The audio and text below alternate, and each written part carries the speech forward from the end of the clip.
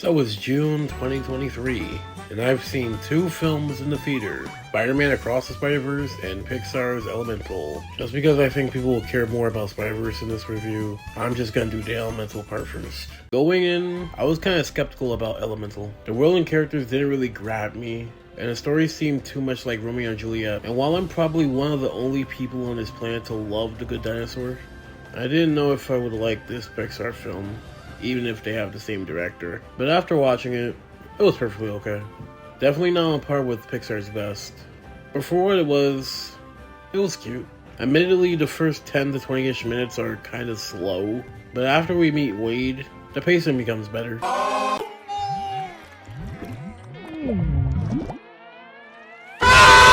The movie has a very likable tone that ultimately won me over.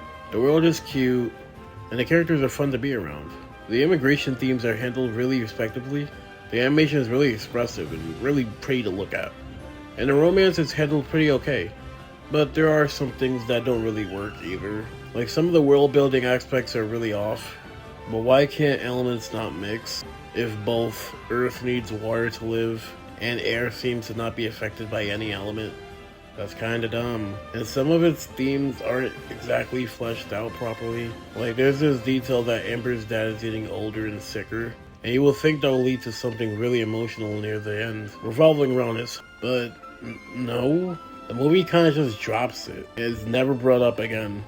Also, the dam side plot is not written well. But yeah, the dam is broken. They fixed it with bags of sand. Now we gotta fix it with glass. And then Gail, the person who's overseeing this, tells them that the glass is perfectly fine. But for the third act climax, the glass breaks? Gail said that it was fine. Why? It broke. Like, who wrote this?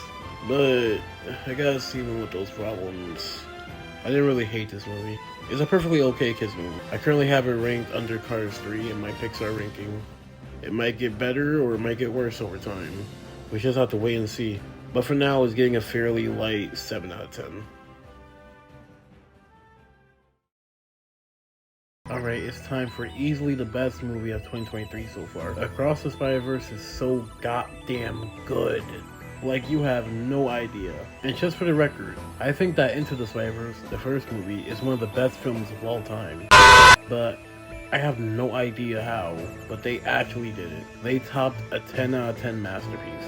It's incredible how much this movie is a great follow-up. Miles feels naturally more complex than the first.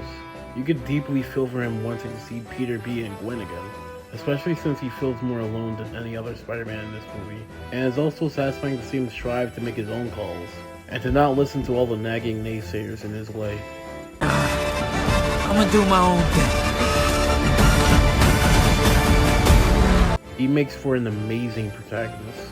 Gwen here gets upgraded to a second main protagonist here, and it works wonders.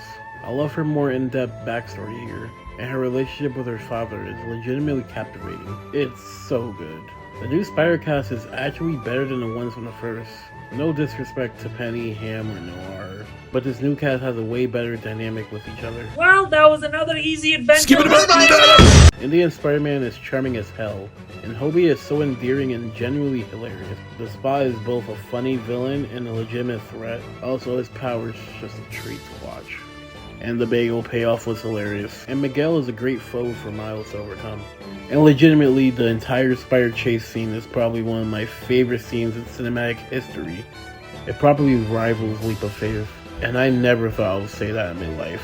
I don't know how, but they managed to make the animation better than the original. The color still really pops and the action scenes are legendary. But even the low energy scenes are still amazing to look at. I love how Gwen's world changes color palette nearly every shot. It sounds very distracting, but it's not, surprisingly. And the ending scene not only looks amazing with a fantastic eerie color palette, but it's also legitimately scary. I do not want to spoil it, but it's such a terrifying end to this movie.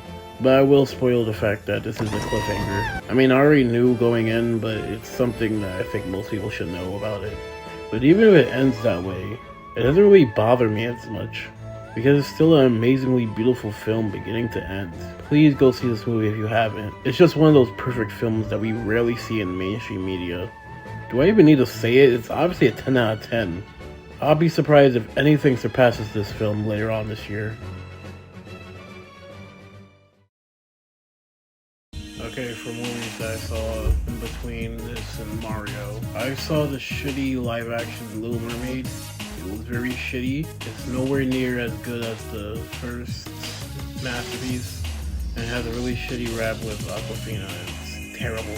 Remember the swamp? Remember my song in the swamp when I was like, whap, chicka, whap, whap, chicka, whap. I remember. Don't watch it. 3 out of 10. And I didn't watch this in between Mario and these two movies, but I recently saw Pneumonia while editing this, and it's really, really good. I'm so glad I got to see the light of day.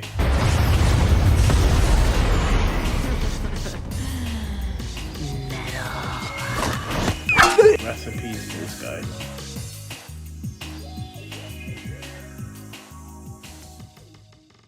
Hey, thank you for watching this video. Consider liking it and subscribing.